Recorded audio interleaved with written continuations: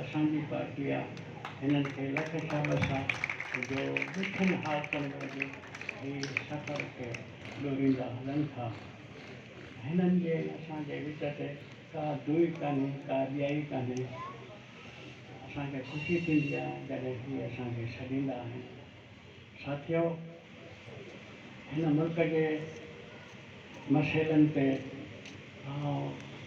शुरूआत जेका कंदुमि उहा त तमामु ॾिघी वॾी आहे, मुख़्तसरनि अधु मां जीअं निज़ाम साखीअ कमु शहीद खां लांग मार्च कई त पली वरी सखर खां वठी शुरू कया।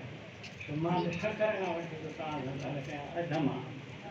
उहा इहा त परवेज़ मुशर्रफ जॾहिं सदर थियो नवाज़ शरीफ़ खे हटाए त सदर थियण खां पोइ जनरल परवेज़ मुशर्रफ तक़रीर में चयो त पहिरीं तक़रीर में त पाकिस्तान जा ॿाहिरी दुनिया में हींअर किथे बि केर बि दुश्मन कोन्हे को। ऐं असांजा दुश्मन, पाकिस्तान जा दुश्मन सभु मुल्क जे अंदरि आहिनि ऐं हाणे असांजी उन्हनि सां जंग रहंदी। इहा सोचण जहिड़ी ॻाल्हि आहे, गौर तलब ॻाल्हि आहे। ॿी हिकिड़ी आम अवामी क़िस्म जी ॻाल्हि न आहे, ख़ासि क़िस्म जी ॻाल्हि आहे त हीअ जेॾी महिल शाम ते अचे कब्ज़ो करे नवाज़ शरीफ़ जे जाइ ते वेहणो हो त सुबुह ते हिंदुस्तान जे वज़ीर आज़म हिन खे जेको फ़ोन ते ॻाल्हायो त मिस्टर प्रेसिडेंट ऑफ पाकिस्तान करे ॻाल्हायो। त हिंदुस्तान जे वज़ीर आज़म खे अञा हिन जे खे पग कान मिली आहे, अञा ॿाहिरि मुल्क वेठो आहे। अॻे ई ख़बर हुई त हीअं पियो थिए, पोइ ही हिंदुस्तान जा छा जा दुश्मन। ॻाल्हि शायदि मुंहिंजी सम्झी सघिया हूंदा तव्हां। पोइ जॾहिं हू वेठो आहे ऐं हुन चयो त असांजा दुश्मन सभु उहे आहिनि जेके मुल्क जे अंदरि आहिनि, पोइ मुल्क जे अंदरि पंहिंजे दुश्मननि खे मारण जो जेको हिननि सिलसिलो शुरू कयो आहे सो अॼु ताईं हले पियो।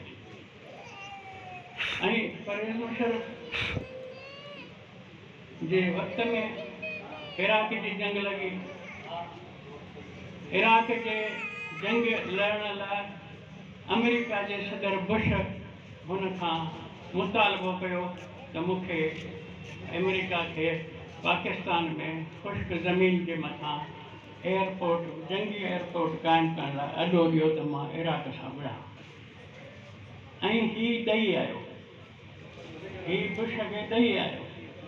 ऐं बुश हिकिड़ो जुमिलो चयो बि हो जेको हिन हिते माण्हुनि खे बेवकूफ़ न लाइ चई त मूंखे बुश चयो त जेकॾहिं तव्हां अॾो न ॾींदव त मां तव्हांखे उते पहुचाईंदुसि जिते पथरनि जो ज़मानो हो, पाकिस्तान खे उते पहुचाए छॾींदुसि।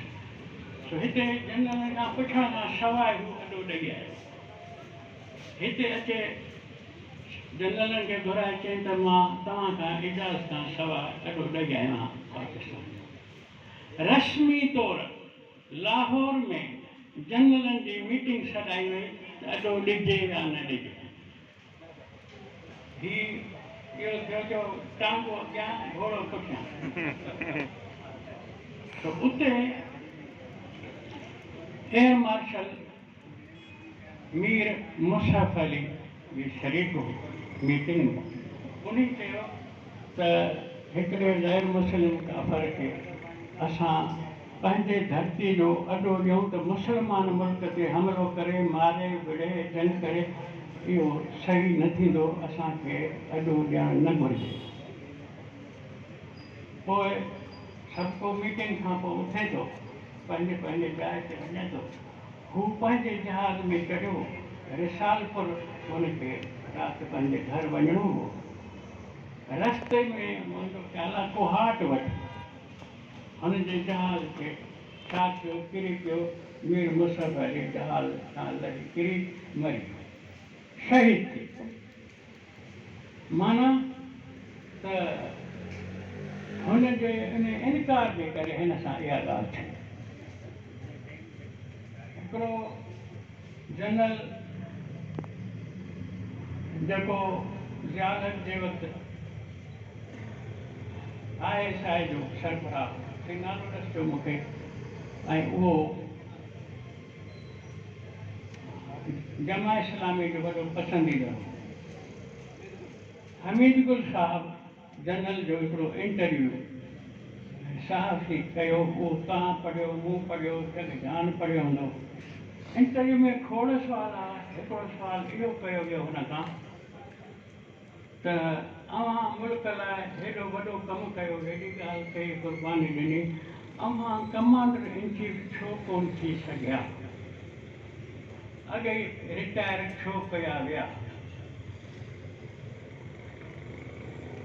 उनजो जवाबु इहो हो त मूंखे अमेरिका पसंदि न कयो।